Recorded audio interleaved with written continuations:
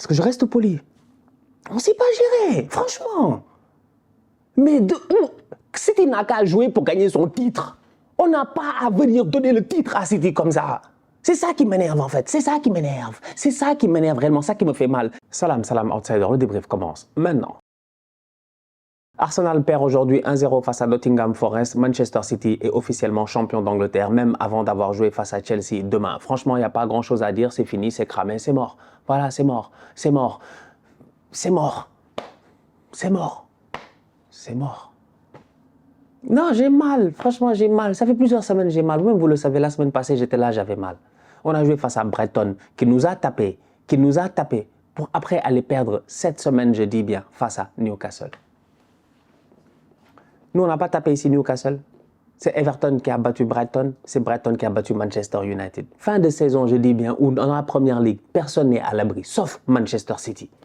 C'est incroyable. Il n'y a qu'eux qui sont à l'abri. Il n'y a qu'eux qui sont à l'abri. Ils sont au sommet de la montagne. Ils ont construit un château là-bas. Ils n'ont aucun problème. Ils ont, je dis bien, toutes les sécurités possibles, tout ce que tu puisses imaginer. Ils sont à la fine pointe de la technologie, je dis. Aujourd'hui, à Manchester City, ils ont même construit un dôme. Ils sont trop protégés. Franchement, on ne peut absolument rien contre eux. Aujourd'hui, ils ont dominé ce championnat-là. Et il n'y a rien à dire. Ça, c'est de la domination. Ça, c'est de la domination. On a essayé, on a mené le championnat, mais on n'a pas dominé le championnat. Il y a deux choses, il y a nuance, c'est pas la même chose.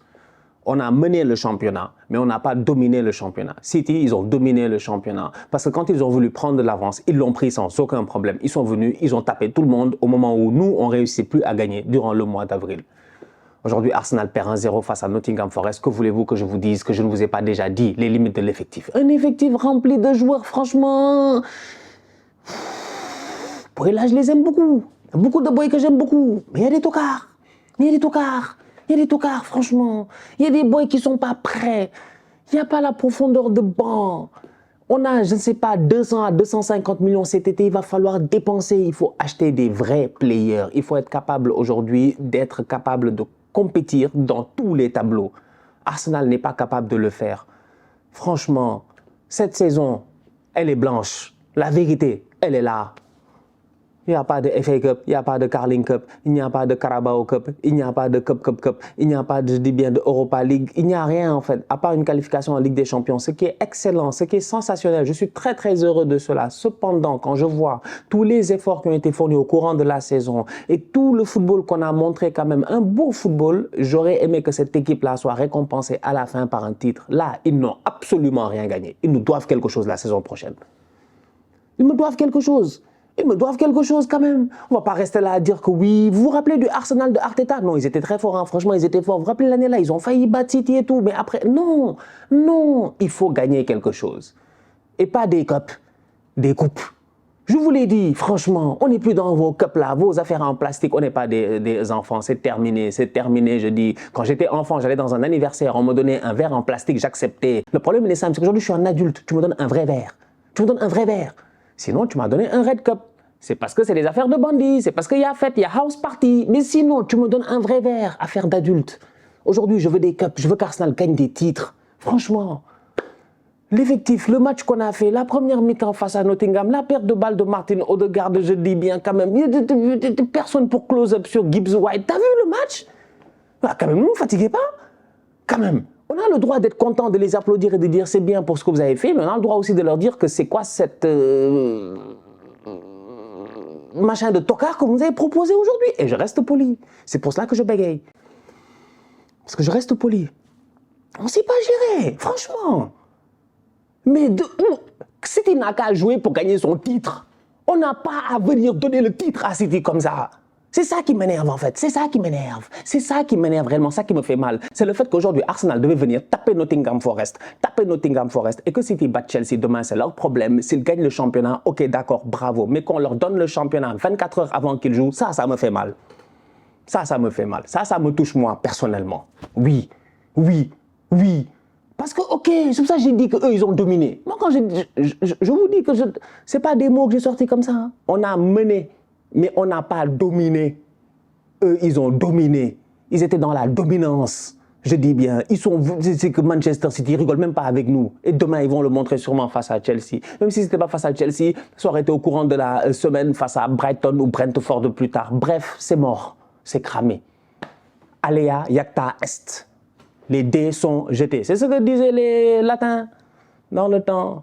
Nous, les dés, ils sont jetés. Dernière journée, avant-dernière journée, au lieu de me sortir un double 6, prends 3 points, mets la pression un tout petit peu sur City. Genre, fais semblant, quoi. Fais semblant de mettre la pression sur City. Les dés sont jetés. Il n'y a aucun chiffre qui est sorti. C'est bizarre. C'est jamais arrivé dans l'histoire. Tu ne comprends pas. Il y a quand même 6 côtés. Normalement, il y a 1, 2, 3, 4, 5, 6. Bizarrement, là, il y a eu 0-0. Tu ne comprends pas. On a été nuls, franchement. Faut pas me fatiguer. Faut pas me fatiguer. J'ai regardé ce match aujourd'hui, j'étais découragé. Absolument rien d'intéressant. J'ai pas envie d'attaquer les joueurs personnellement, mais c'est juste collectivement en fait. C'est collectivement. Maintenant, demain, vous allez aller à l'entraînement. Vous voyez, on a un nouveau chien. On a une nouvelle chienne là. Elle s'appelle Win. Il n'y a aucun problème. Comment vous allez raconter ça à Win demain?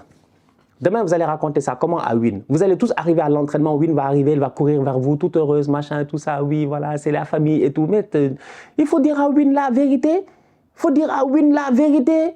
C'est que les boys là, de temps en temps, c'est pas des winners, c'est des losers. Parce que là, c'est pas sérieux. Franchement. Un fan d'Arsenal qui se respecte, qui aime ce club-là, normalement, en fin de saison face à Nottingham, on doit les battre. On ne l'a pas fait. Donc franchement, que personne ne me fatigue. Bravo à Manchester City. Félicitations. Manchester United, de son côté, consolide sa 4e place aujourd'hui au classement en Première Ligue. Pourquoi? Parce que cette 4e place-là, elle t'amène en Ligue des Champions et il y a Liverpool qui était derrière. Même si Liverpool, ils ont fait match nul et derrière, ils ont quand même déconné, si tu regardes bien, malgré toute la belle histoire de ce match-là avec le but de Roberto Firmino, j'en parlerai. United, aujourd'hui, sincèrement, je pense qu'ils ont pris une option. Ils ont vraiment pris une option. Ils ont leur destin entre les mains. United, normalement, ne devrait pas choquer. Je pense que 3 points, ça devrait être suffisant pour se qualifier en Ligue des Champions. Ils ont un match en moins sur Liverpool. Manchester United, aujourd'hui, a récupéré des joueurs très importants et je pense que dans la dynamique de l'équipe en cette fin de saison, c'est utile. Raphaël Varane, de retour. Casemiro, il est en forme. Il est en forme. Toute la saison, en fait, il a été très bon au niveau de Manchester United. Son seul problème, c'est quand les arbitres ont compris qu'on pouvait sortir Casemiro, c'est qu'en Liga, ils ne savaient pas qu'ils pouvaient sortir Casemiro. Donc, en Liga, Casemiro, il faisait ce qu'il voulait. Il faisait ce qu'il voulait, personne ne parlait. Personne ne parlait. On le connaît. 1, 2, 3, il faisait des fautes. Il était là à sourire à l'arbitre avec son gros sourire de bandit là.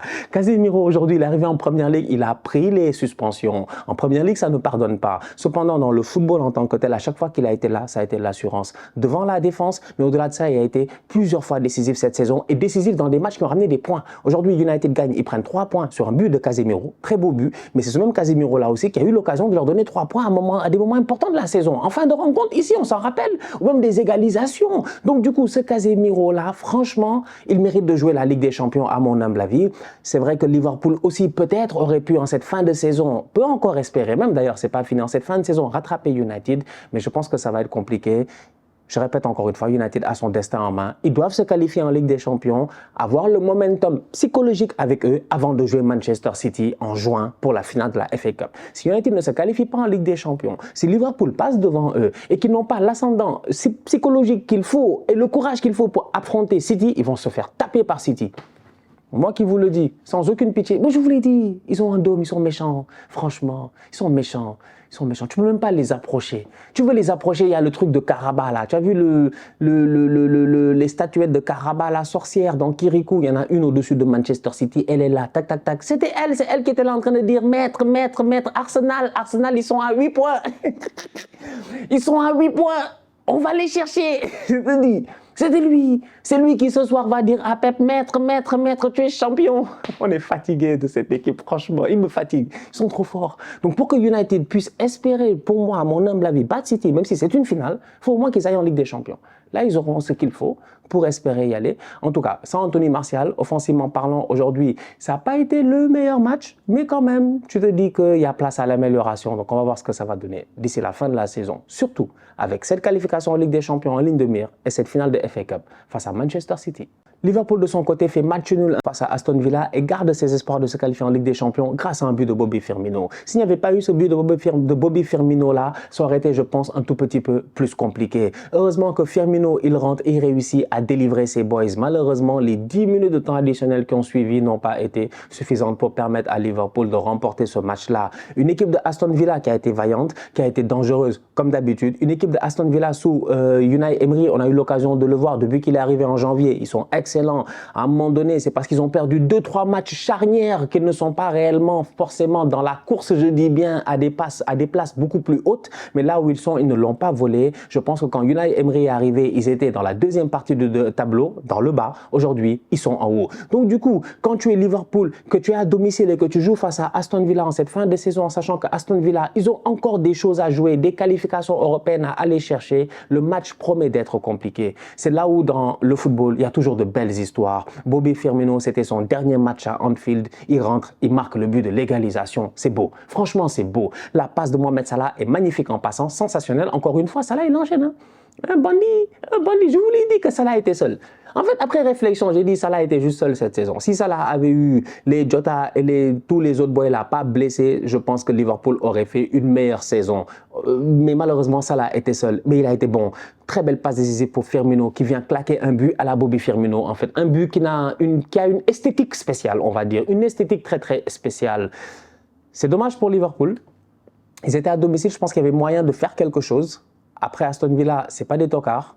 Et au niveau des Reds de Liverpool, je pense qu'il y a aussi beaucoup de travail à faire. Encore une fois, défensivement. On n'arrête pas de le dire, mais c'est bien d'avoir Trent Alexander-Arnold dans cette position-là, normalement, qui revient au milieu de terrain et tout. Dans la construction de jeu, il est très, très utile. La preuve, il a donné énormément de passes décisives. Cependant, tu as toujours ce problème-là, en fait. C'est comment tu trouves l'équilibre dans Trent, tu vois. Parce que Konaté, sur le but, si tu regardes bien, ok, ça vient toujours pour moi de ce côté-là de Trent. C'est-à-dire l'apport offensif de Trent est excellent, mais défensivement parlant, ça devient compliqué et ça a toujours été compliqué. Le ballon au deuxième poteau, normalement, Trent, il doit anticiper, il doit regarder derrière lui. Mais il ne regarde que devant lui, il voit un joueur, mais je pense qu'il ne calcule jamais le fait qu'il y a quelqu'un qui peut venir derrière lui. Le boy, je pense, Ramsey, il vient, il surgit derrière lui, tu vois. Tu as un Trent qui, quand il monte dans la construction de jeu, dangereux, mais après dès que tu perds le ballon en transition, s'il n'a pas le repli le plus rapide ou si tu n'as pas ton milieu de terrain défensif qui est là dans une bonne figure, ça dépend de là où il est, ton Konaté immédiatement il devient esselé tout seul. Tout seul. Et c'est arrivé plusieurs fois cette saison, c'est pas la première fois que ça arrive, où tu as un Konaté qui peut se faire prendre, ça peut arriver, parce que lui aussi il a tendance à monter, à vouloir toucher du ballon, il est capable de le faire en fait, tu vois. Donc ils ont ce style de jeu-là qui se rapproche un tout petit peu du style de Manchester City en ce moment, cependant tu n'as pas la même solidité et rigueur défensive qu'à Manchester City. C'est-à-dire que tu n'as pas les replis défensifs d'un Bernardo Silva qui va faire le travail de Salah, mais qui va défendre comme un latéral. Donc pour moi, il y a beaucoup de choses à travailler au niveau de Liverpool et ça leur coûte quand même 2 points face à une belle équipe, l'Aston Villa. Dernier match de Roberto Firmino, Casemiro a marqué. Dernier match de James Milner, même s'il n'est pas brésilien, si je ne me trompe pas, avec Liverpool à Anfield. C'était la dernière, des dernières aujourd'hui pour certains Brésiliens. Un autre, malheureusement, dans un club de tocard. Et pourtant, on s'en rappelle tous, triplé face à l'Ajax en demi-finale de Ligue des Champions. Il a été le héros. Il a traumatisé, je dis bien, les boys de Erik ten Hag. Je parle de qui? De Lucas Moura. C'est dommage. C'est la fin à Tottenham. Aujourd'hui, c'était son dernier match à domicile. Ils ont perdu 3-1, mais une top performance de Brentford. Tottenham, ils sont trop nuls.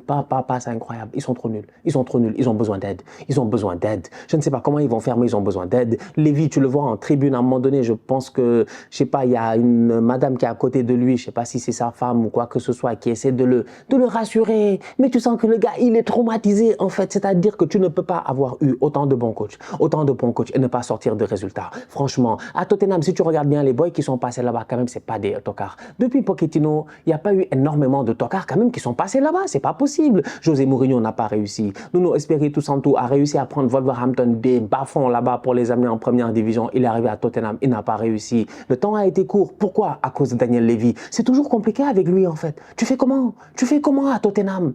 Tu fais comment? Un beau stade, je vous ai dit. Le highlight du stade, c'est les concerts et puis les courses automobiles souterraines qu'ils vont faire là-bas à partir de 2000, je ne sais pas combien. Mais mis à part ça, en fait, c'est pas un stade de football. Un stade où il y a tout, il y a tout. Chaque année, tu peux avoir des matchs de NFL, des matchs de NBA, des matchs de NHL, des matchs de... We know you guys are entertainment. On a compris. But it doesn't matter. It doesn't matter. The football is not there. Le plus important, je dis bien quand même, à la fin de la journée, soyons très très sérieux entre vous et moi, la première utilité du stade de Tottenham, c'est de jouer au football. Donc quand tu es un supporter de football et que tu viens dans ta maison, dans là où tu dois être, là où tu dois voir tes gars jouer au football, tu t'attends à ce qu'ils soient capables de gagner. Ils jouent aujourd'hui face à Brentford, ils se sont fait taper. Mais vraiment taper. Taper. Donc faut pas nous fatiguer en fait. C'est pas des blagues, hein. C'est un très beau stade. Mais à chaque fois que tu le vois, tu es bluffé. Moi, à chaque fois que je regarde le stade de Tottenham, je suis bluffé. Je me dis, mais il est incroyable ce stade-là, en fait. Ils ont tout prévu, tout prévu. Tu peux tout faire dans ce stade, sauf jouer au football. C'est pas possible. Harry Kane, il est là. T'as vu le but qu'il a mis? T'as vu le but qu'il a mis? Le même but presque Trent Alexander-Arnold la semaine passée quand il a mis ce coup franc-là. Ce super but de Harry Kane-là, il sert à quoi? Encore une fois, superbe saison de sa part. Je pense qu'il doit être à combien? On va vérifier rapidement. Alors... Harry Kane, cette saison, il nous a claqué 28 buts. 28 buts. C'est parce qu'il y a Haaland devant lui, sinon lui-même, il est pichichi. C'est pour dire à quel point. 28 buts. Il doit normalement être meilleur buteur. Il est excellent, le Harry Kane, franchement. Tu peux compter sur lui. Mais après les autres, ça a été compliqué. Mais la défense, c'est les nuls. Ils veulent garder l'anglais. Ils sont malades.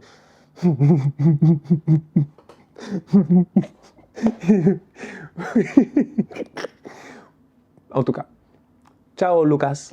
Merci beaucoup. On se rappelle ton accélération Paris-Marseille, tout ça. Je pense que c'était Rod Fanny, je pense, qui fait un retour extraordinaire. Mais bref, voilà. Tant de souvenirs.